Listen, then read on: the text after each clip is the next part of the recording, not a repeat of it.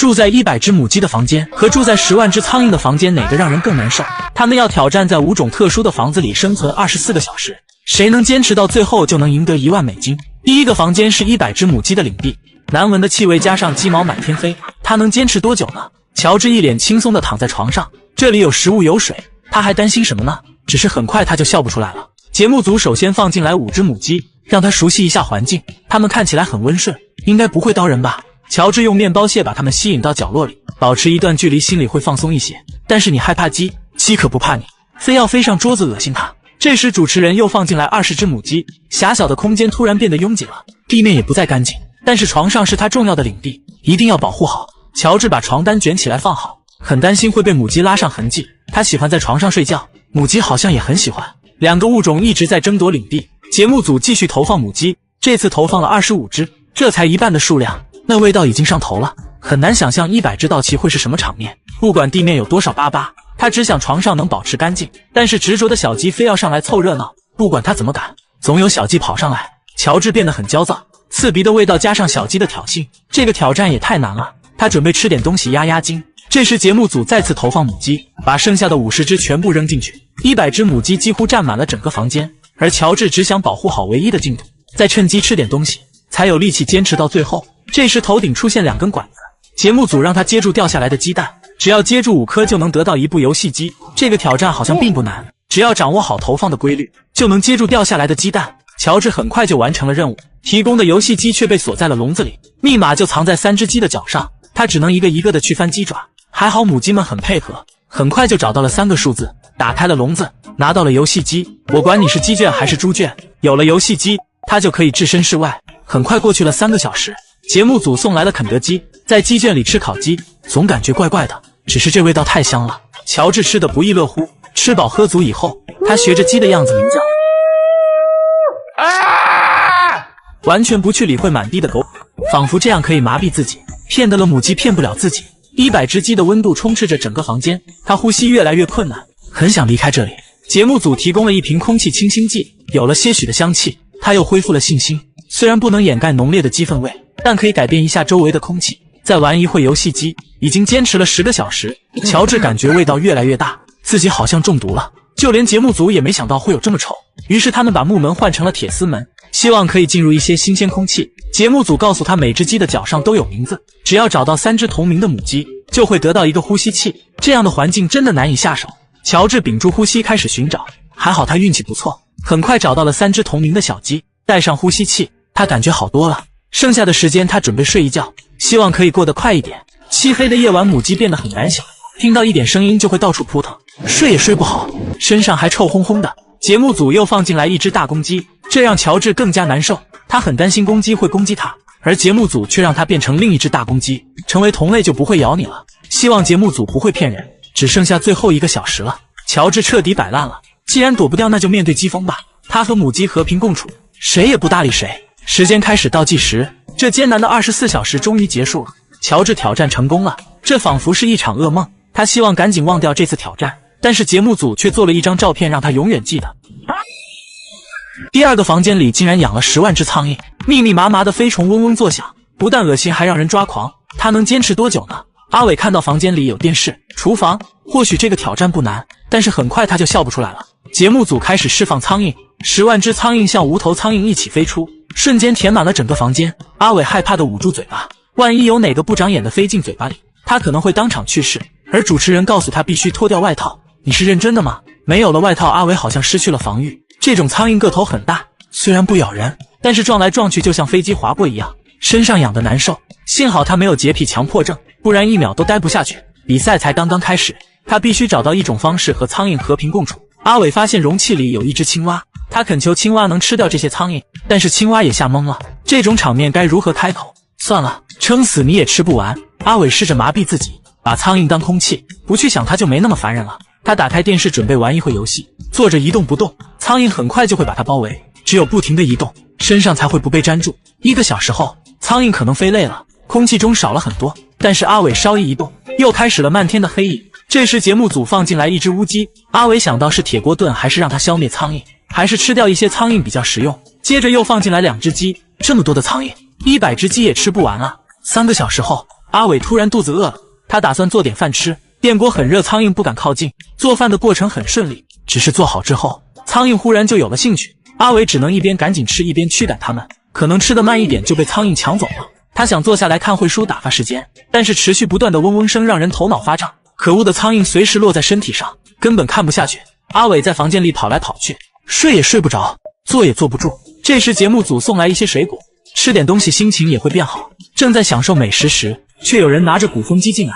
他们担心苍蝇不够活跃，为了让阿伟更加难受，鼓风机吵醒了每一只苍蝇。节目组还真是贴心，不如你留下来一起。小助手吓得赶紧关上了门。7个小时后，主持人拿进来一台电风扇，他让阿伟脱掉上衣，只要坚持5分钟就能赢到一个奖品。电风扇开启，10万只苍蝇就像飞机一样异常活跃，撞击在脸上身上，又痒又疼。阿伟咬牙坚持了5分钟，他的奖励是一个特殊的箱子，只要把头伸进去，就能安心吃顿饭了。这时小助手扔进来一颗响炮，不但没有影响他，反而吃得更香。剩下的时间他准备躺着度过。阿伟明显是累了，不管苍蝇的死活，他竟然睡着了，一直睡到第2天早上。主持人告诉他可以离开房间了。阿伟激动地离开房间，这么恶心的挑战他竟然成功了，不得不佩服自己的勇气。第3个房间是胶水房子，地板上是黏糊糊的胶水，冰箱里的食物也可以拉丝，就连天花板都在下着淅沥沥的小雨，所有看到的一切都被涂满了胶水。这么魔性的房子，小伙能挑战成功吗？猴子看着陌生的房间，小手碰到的地方都是胶水，不但很黏，脚下还很滑，他只能一直移动保持平衡，这要是摔倒了，一身的猴毛可就保不住了。1个小时后，猴子打开冰箱找点吃的，里面的食物也被涂上了胶水。好不容易拿出来1瓶油，再拿出1瓶可乐，手套就被粘坏了，这也太黏了，想喝可乐是不可能了。猴子准备做点饭吃，意外找到了备用的手套，他把食用油打开，只要涂在手上面，就能隔离开胶水，双手果然舒服多了。他找到1颗鸡蛋，把它粘在天花板上，下面再放一个平底锅，不用双手也可以开鸡蛋了。虽然看着好玩，但这肯定不能吃，就连桌子上的水果也被洒满了胶水。节目组告诉他，只要玩1次平衡板就能拿到食物，平常很容易完成的动作，在这里竟然这么难做。猴子试了好几次都没能站上去，他一屁股坐在椅子上，先把2只脚放上去，再慢慢站起来，果然成功了。猴子得到了美味的食物，手上沾满了胶水，还是直接上嘴吧。厕所里面也有胶水，只是这纸巾应该怎么用呢？吃饱喝足以后，猴子准备看会书，贴在墙上正好解放了双手，就连灌篮的时候都不用担心球会找不到。这么黏的墙壁，能不能粘住人呢？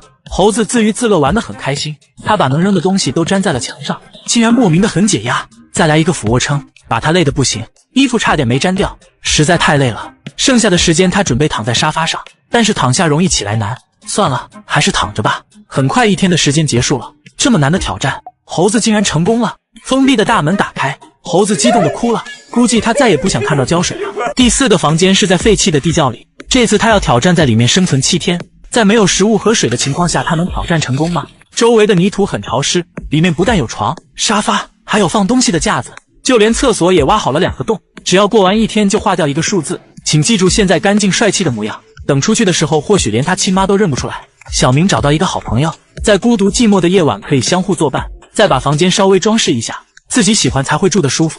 地窖的中间挖一个储水池，如果遇到下雨天就能喝到水了。忙活了几个小时，小明突然肚子饿了，但是没有吃的，他只能靠睡觉麻痹自己。小床的尺寸很小，这一夜注定睡得不踏实。第1天在新奇和饥饿中结束，醒来的小明还是很想吃东西。这时节目组送下来一部对讲机，里面的声音告诉他，饿了可以吃土啊，反正下面多的是。这导演也太狠了，当真一点食物也不给。小明看着满墙的黄土，在干净的地方挖下一大勺，他很抗拒，但是饿肚子一样很难受，刚放进嘴巴里就被未知的味道恶心到了。这一次他鼓起勇气再次尝试，嚼了2口还是难以下咽，吃土的感觉太难受了。小明的决心让导演很感动，送下来1盒罐头，还好找到1节断掉的勺柄，也只能用这个开罐头。试了半天竟然没打开，再用木板砸几下，小明忍不住吸了1口汤汁，久违的味道让他很幸福。这次他终于吃到了食物，希望这盒罐头能让他吃饱。吃完之后精神也好了很多，而且又找到一个好朋友。他突发奇想为虫子兄弟做了一个迷宫，谁先找到出口就把他送到地面去。小虫子沿着路线很快到达了终点，另一只虫子却做了逃兵。小明信守承诺，把它粘在棍子上，直接扔了出去。小虫子获得了自由，而他还要继续待在下面。长时间的缺水让他现在特别口渴，很希望节目组能送来1杯水。这时从上面掉下来一个铁桶，让他装满泥土来交换，这还不简单吗？想要多少都有。而节目组却不按套路出牌。我是想喝水，不是要洗澡。这么冷的天，你想冻死我呀？导演很心虚，还是送下来一杯水。小明舍不得喝完，存起来一半。只是这睡觉的小床更难受了，湿漉漉的，到了晚上会更冷。眼睛一闭一睁就到了第3天，昨天留下的水杯也被弄脏，喝了一口满嘴的泥土味。外面不断响起刺耳的噪音，小明让他们不要闹了，然后把对讲机扔到了一边。这时墙壁上流下来很多污水，原来是下雨了。小明缩在角落里躲避雨水，小雨变成了大雨，地窖的墙壁全部打湿，泥块时不时的往下掉落，差一点就砸到了小明。他只好站在了中间，又饿又冷，再加上这么恶劣的环境，正常人1分钟都待不下去。不知道小明还能坚持多久。随后更多的泥土脱落，眼看地窖就要坍塌，小明赶紧通知节目组放弃了挑战，这是拿命在冒险啊！小明扯着绳子逃离了地窖，他坚持了3天已是极限，7天是不可能完成的任务。很遗憾，小明挑战失败了。第5个房间是冰块房子，只要能坚持24个小时就能赢到奖金。整座房子全部由冰块制成，就连里面的家具甚至马桶都是冰块做的，不管待在哪里都会让你浑身颤抖。小助手们合力关上了500斤的大门，比赛也正式开始。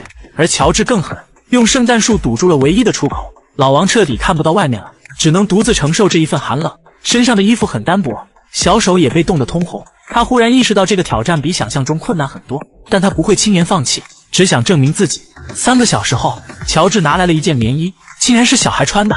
老王只能垫在屁股下面，终于可以坐下来歇会了。正好肚子也饿了，他希望节目组能拿来一些好吃的，而乔治却拿来很多的煎饼，还加了更多的糖浆。本以为老王喜欢吃甜的，没想到是他想多了。老王不喜欢甜食，那叉子你总需要吧？老王用冰块叉子吃得很香，吃饱以后身体也有了一些温度。6个小时后，他一直在坐着，冰冷的空气让他不想动弹，大鼻涕流出一波又一波，他也懒得去擦，实在冷得受不了了。他向小助手求助，希望能给他吃一些辣的，平常一点辣都不能吃，在这里竟然吃下了一包辣薯片。令他很不解的是，没有喝水，为什么去厕所的次数很多？12个小时后，老王几乎要冻僵了。值得高兴的是，他已经完成了一半的时间，只要再重新经历一遍就能挑战成功了。医生帮他检查了身体，暂时没有大碍，老王也恢复了信心，他认为自己没有问题。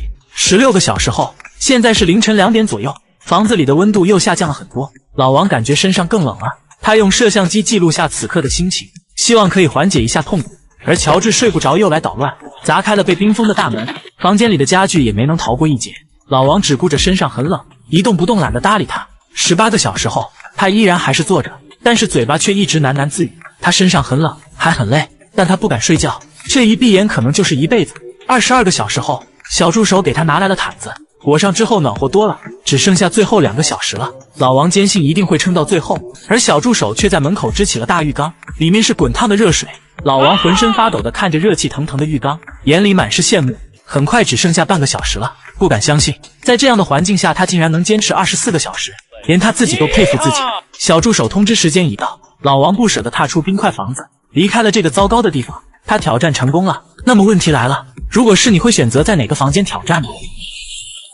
男人在太阳下建造了一间黑色的房子，里面的温度高达50多度，只要进去1秒钟，立马大汗淋漓。20个年轻小伙子可以坚持多久呢？谁能最后一个走出来，就能赢到1万美金。主持人故意收走了他们的手机，在这样难受的环境下，也只能大眼瞪小眼。只过了15分钟，就有人撑不住了，光头赶紧离开了黑房子。他坦言里面比蒸桑拿还要热，如果再蒸下去，头上就要发芽了。1个小时后，又一个小伙放弃了比赛，他浑身上下都已湿透，又闷又热的感觉太难受了。而里面的人还在继续坚持，衣服湿透算什么？小手都被汗水泡发了，就好像是在38度的夏天吃火锅，已经分不清哪里热了。2个小时后，小黑也放弃了比赛，主持人担心他会中暑，让他洗个热水澡再离开。而留下的这些人更难受了，拥挤的房间里又多了一些臭咸鱼，不偏不倚正好挂在中间。这么高的温度，或许会把咸鱼烤熟，只是这味道一点也不好闻，夹杂着汗水味又升级了一个臭度。很快就有人待不下去了，放弃了比赛。里面和外面简直是2个世界。他待了3个小时已是极限。随后又走出来一个小伙，他小脸热得通红，很怕再待下去明天就要吃席了。主持人测量了每一个人的体温，其中一人竟然高达39度多，但他还不想离开。主持人只好拿来一根冰棍让他降降温，其他人只能咽下口水，眼巴巴地看着他吃，才发现望梅一点也不解渴。两个人果断离开了房子，放弃了比赛。刚做的发型也被打湿，突然有点后悔参加比赛了。这时又有人钻了出来，进去的时候1.8米，这怎么还缩水了呢？连续淘汰了5个人。这次挑战不仅仅是极限，还让他们体验了一下小时候没有空调的感觉。而主持人更坏，把一个火盆放在房子的中间，等比赛结束就有烤鱼吃了。白衣大哥赶紧跑了出来，加上火盆，里面好像变成了人间炼狱。剩下的几人露头观望，趁机呼吸一下新鲜空气。后面的小伙不淡定了，他也放弃了比赛。主持人拿进来一个鼓风机，久违的凉风让他们感觉很幸福。随后提来一桶白色的液体，谁愿意被倒在身上呢？尽管不知道什么东西，但还是有人抢着参与。主持人选择了个矮的小辉，然后从头上浇下，黏糊糊的液体将它包围，竟然有些凉快。小辉感觉很不错，接着把一杯冰水放在中间，谁喝掉它就要穿上冬天的衣服。一群人望着这杯救命水想入非非，特别想喝，又不想穿棉袄。而小辉不管3七21，端起杯子一饮而尽，凉爽的感觉充满全身。还没有开心3秒，主持人就拿来了大棉袄，穿上之后还要戴上帽子，不知道他现在是热还是冷。这时小黄热的受不了了，他提出给他100块就退出，主持人没有同意，摸了摸口袋还有15块钱，不知道小黄要不要。他难受的想了又想，苍蝇也是肉啊，然后不甘的走了出去，甚至不想搭理主持人。小白也撑到了极限，看到其他人非常淡定，他直接放弃了。能坚持下来的绝对不是一般人，他一点也不后悔，毕竟自己努力过。比赛还剩下5个人，主持人给他们每人1根树枝，用来抽打对方，力度随意施展。刚开始还很和谐，但是打着打着，长毛突然使出了全力，旁边的男生也不惯着他，反过来还击，那后背都被打红了。小辉穿着棉袄毫无感觉，但他还是主动放弃了比赛。主持人很好奇，穿了那么久的大棉袄身上会起痱子吗？里面还剩下4个人，主持人用保鲜膜把4人紧紧包在一起，温度很高而且还不透气，缠缠绵绵10分钟，终于有人受不了了，离开了热气腾腾的小房子。接着另一个男生也要放弃比赛，坚持了那么久也没有赢，这也太难了。随后剩下的2个人冲出屏障，几乎是同一时间，但还是小黑赢了，一切努力没有白费，恭喜他赢到了奖金。那么问题来了，如果是你能坚持多久呢？男人挑战住在零下20度的冰房子里，只要能坚持24个小时就能赢到奖金。整座房子全部由冰块制成，就连里面的家具甚至马桶都是冰块做的，不管待在哪里都会让你浑身颤抖。小助手们合力关上了500斤的大门，比赛也正式开始。而乔治更狠，用圣诞树堵住了唯一的出口。老王彻底看不到外面了，只能独自承受这一份寒冷，身上的衣服很单薄，小手也被冻得通红。他忽然意识到这个挑战比想象中困难很多，但他不会轻言放弃，只想证明自己。3个小时后，乔治拿来了一件棉衣，竟然是小孩穿的。老王只能垫在屁股下面，终于可以坐下来歇会了。正好肚子也饿了，他希望节目组能拿来一些好吃的，而乔治却拿来很多的煎饼，还加了更多的糖浆。本以为老王喜欢吃甜的，没想到是他想多了。老王不喜欢甜食，那叉子你总需要吧？老王用冰块叉子吃得很香，吃饱以后身体也有了一些温度。6个小时后，他一直在坐着，冰冷的空气让他不想动弹，大鼻涕流出一波又一波，他也懒得去擦，实在冷得受不了了。他向小助手求助，希望能给他吃一些辣的，平常一点辣都不能吃，在这里竟然吃下了1包辣薯片。令他很不解的是，没有喝水，为什么去厕所的次数很多？12个小时后，老王几乎要冻僵了。值得高兴的是，他已经完成了1半的时间，只要再重新经历一遍就能挑战成功了。医生帮他检查了身体，暂时没有大碍，老王也恢复了信心，他认为自己没有问题。16个小时后，现在是凌晨2点左右，房子里的温度又下降了很多，老王感觉身上更冷了。他用摄像机记录下此刻的心情，希望可以缓解一下痛苦。而乔治睡不着，又来捣乱，砸开了被冰封的大门，房间里的家具也没能逃过一劫。老王只顾着身上很冷，一动不动，懒得搭理他。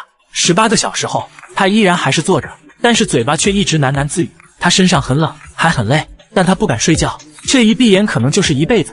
22个小时后，小助手给他拿来了毯子，裹上之后暖和多了，只剩下最后2个小时了。老王坚信一定会撑到最后，而小助手却在门口支起了大浴缸，里面是滚烫的热水。老王浑身发抖地看着热气腾腾的浴缸，眼里满是羡慕。很快只剩下半个小时了，不敢相信，在这样的环境下，他竟然能坚持24个小时，连他自己都佩服自己。小助手通知时间已到，老王不舍得踏出冰块房子，离开了这个糟糕的地方。他挑战成功了，那么问题来了，你能坚持多久呢？住在世界上最吵的房子里和最安静的房子里，哪个让人更难受？只要在里面坚持1个小时就能赢到10万奖金。一个吵闹的头疼想疯，一个安静的让人窒息。据说正常人在里面不会超过1分钟。挑战者肖恩却想逆天改命一次，他走进世界上最吵的房子里，混响的声音立马将他包围。特殊的墙壁加上设备，把发出的声音再次反射到耳朵里，竟然形成了刺耳的噪音。肖恩的旁边放着2个大音响，他以为只要不发出声音就没有回声了。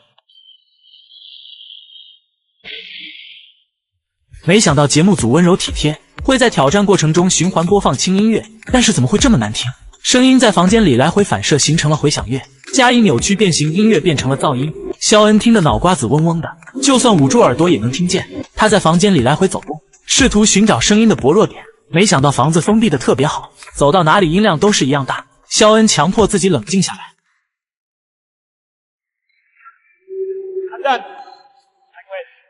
这种灌满脑子的回声让人发疯，就像被抽走了灵魂一样。如果再待下去，听力可能会受损。肖恩决定放弃挑战，他的时间是3分钟37秒，看来已经是极限了。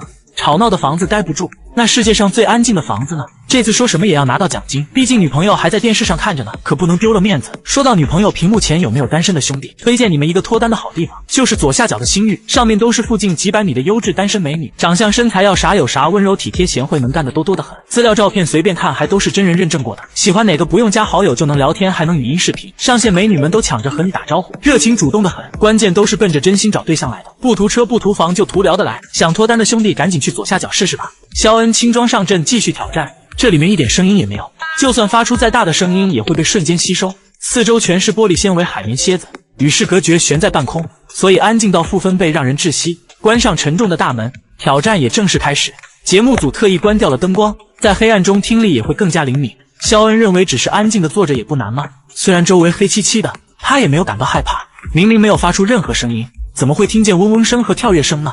难道这是大脑发出的声音？10分钟后，身体关节摩擦的声音也能听到，有点诡异，有点瘆人。肖恩觉得还能坚持。20分钟后，他闭上眼睛休息一会，砰砰的心跳声清晰入耳，根本沉不住气。安静黑暗的环境让人恐慌，一股无形的压力笼罩在身边。肖恩呼吸有点急促。30分钟后，他放松一下关节，继续坚持。脑袋一直有听到嗡嗡的声音，这是机器发出的声音还是幻听？他很怕精神会出现问题。40分钟后，肖恩躺在地上应接一下地气，肚子的咕噜声和长鸣声应接不暇。他好像是饿了，估摸着待了很久了，没有时间提醒，也不敢轻举妄动。突然他听到开门的声音，1个小时到了，他挑战成功了。习惯了正常的生活，太过安静和吵闹反而让人更难受。这样的房间谁能待得住呢？如果是你，能挑战成功吗？100层纸板做的墙壁有多厚？2个人挑战，谁先从这些纸板里逃出来，就会拿到10万奖金。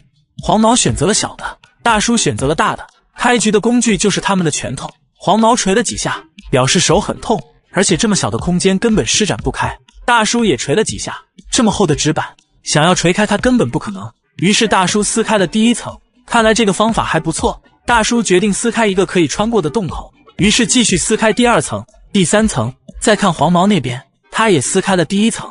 由于空间的原因，他表示很难。这时工作人员递过来一个工具，原来是一个迷你小锤子。你确定这是工具？明明是个钥匙链，砸在纸板上一点伤害力没有。大叔直接扔掉了小锤子，还是决定用手一层一层的撕。接着又拿来第2个工具，大叔的是一个防护服，黄毛的是一个马面罩，还有2只蹄子。这能有什么用处？黄毛很失望，大叔也表示一点用没有。然后拿来第3个工具，每人一台面包机。尽管大叔砸坏了面包机，再看纸板还是纹丝不动。2个人还是接着用手撕。接着工作人员又拿来了新工具，每人一个护目镜，还有一把玩具枪。2个人试了一下，也只是在纸板上留下几个洞。难道节目组没有真正的工具吗？大叔表示很无奈。这时他已经撕开了20多层，黄毛撕开了10几层。趁这个时间给大家推荐一下我最近在玩的，如果你是单身又喜欢玩，试试左下角这个，里面有冷艳秘书、黑丝女仆、热情护士、魅力空姐，你喜欢的类型全都有，100款女友等你挑，点击左下角试试吧。然后又丢进来一个煎锅。黄毛说：“你这是要我在里面煎蛋吗？”大叔那边的煎锅同样没有用处。这时工作人员又拿来一个新工具，是一把长刀，这个看起来不错。黄毛又打起了精神，开始切割纸板。再看大叔那边，开始用长刀切割边缘的纸板。不管怎么说，这个工具是目前最好的。这时工作人员又拿来一个新工具，是一把斧子。黄毛表示这把斧子很不错，尽管施展不开，但是黄毛并没有放弃。大叔这边用斧子砍向纸板，效果不错，已经打开1半的纸板了。而黄毛现在只打开了20层，这时工作人员拿来了一把电锯，这个工具黄毛很满意，于是赶紧试试，效果不错，可以一下切开2片纸板。再看大叔那边，有了电锯以后更加的锦上添花，他可以一下锯掉5片纸板。于是大叔加快了速度，不知过了多久，他已经可以看到外面的亮光了。看来答案很快揭晓。又锯掉1片后，电锯已经可以伸到了外面。大叔使劲一推，就推掉了外面1层的纸板，接着推掉另一半的纸板。他从洞里开始往外爬，终于爬了出来。然后他看了一眼100层的纸板，到底有多厚？恭喜大叔挑战成功。如果是你，会选择大的还是小的？冰牢房和火牢房哪个更舒服？谁先从里面出来就会拿到5万奖金。熊大选择了火房子，熊二选择了冰房子。只要完成金姐的挑战，就可以拿到奖金，获得自由，而失败者将一直待在里面。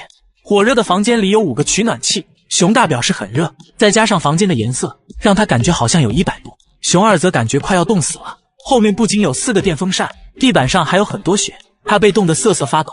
这时金姐拿来了一盒鸡翅，是由最辣的辣椒制作而成，只要吃掉1只，就可以完成第1关挑战。看来熊大是饿了，大口大口的吃完了它。吃完以后才感觉很辣，嗓子有一种想喷火的感觉。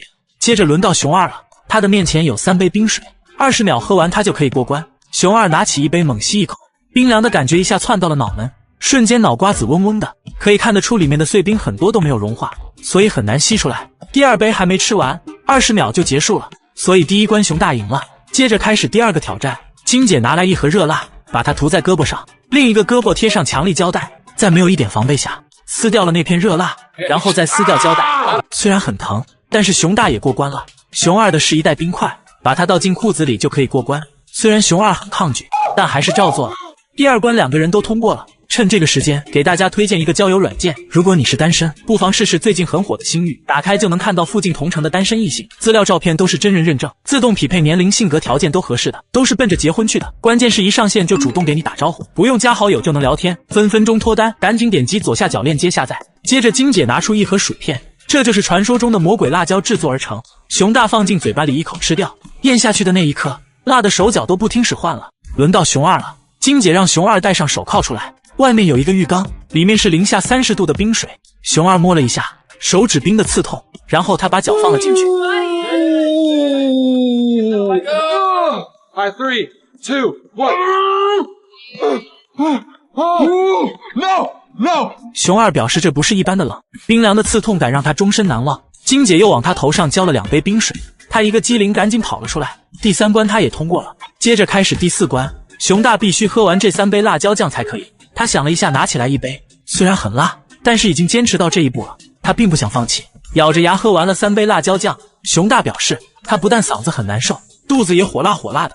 轮到熊二了，只要吃掉这个冰淇淋就可以。他边吃边叫，说他的牙齿好像掉了，但他还是吃完了冰淇淋。然后开始第5个挑战，熊大必须多穿几件衣服，而熊二必须脱掉衣服。听到这里，熊二直接拒绝了，他说只穿了外面这1件衣服，尽管是湿的，他也不会脱掉。熊大很快穿上了2件衣服，热得他直冒汗，而熊二拒绝脱掉衣服，所以这一关熊大赢了。很显然，熊大赢得了比赛。如果是你，会选择冰房子还是火房子呢？下一个挑战，10个人3天不睡觉。冰姑娘和火小子同时被关进了监狱，谁的超能力可以逃出来呢？大冰拥有冰雪之力，眼睛一瞪，小手铐就被冻住了，稍微一使劲就解放了双手，而小伙的眼睛里有颗小火苗，手铐在他的注视下瞬间就被融化了。但他生性活泼，在牢房里上蹿下跳，听到他叽叽喳喳的吵闹声，门卫也只好戴上耳机。另一边的大冰就温顺多了，舒服的洗了一个冷水澡，就打算去睡觉，只是那枕头太过柔软，让大冰辗转反侧难以入睡。他一生气，换来了一袋冰块，硬邦邦，冰冰凉，这才舒服吗？小伙突然肚子饿了，他向门卫借来小黄鸭，只见他施展魔法，小黄鸭竟然下了1颗鸡蛋，而且还是熟的。门卫一脸的不可思议。吃饱喝足以后，他也要睡觉了，不过他要抱着暖炉才能睡得着。他们的到来彻底解决了水的问题。如果你想喝热的，就去找小伙；如果想喝冷水，就去找大冰，还能提前感受一下寒冷的冬天和炎热的夏天。只是牢房的生活太过枯燥，活泼的小伙差点抑郁了，他只能烤串棉花糖压压惊。再看大冰，竟然在雪花里跳起了舞，只要穿上溜冰鞋，牢房立马变成溜冰场，玩得太过开心，一不留神竟然滑倒了，眼睛摔得乌青乌青的，还好他有冰雪之力，冰敷一下又恢复了美貌。大冰准备打开结实的牢房，施展魔法的同时，头顶出现了一个大冰锥，我以为他会用这个逃出去，没想到只是在墙上记下了时间，然后接着往外钻，正好被门卫发现，下不为例。